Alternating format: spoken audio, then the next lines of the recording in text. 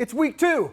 But week 2 of what? We are making a gigantic portrait bust of an animal, and we're going to show you the whole process, and we're going to give it away at the end. And now we're going to show you what I've been working on. It is a lion.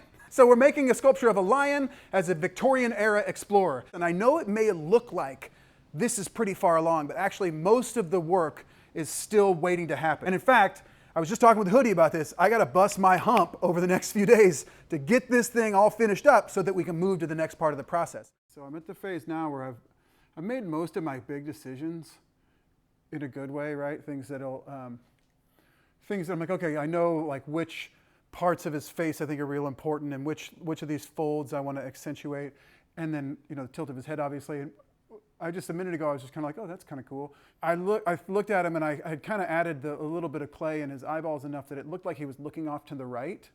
And I thought, oh man, that's really neat to think about. He's not even looking at you.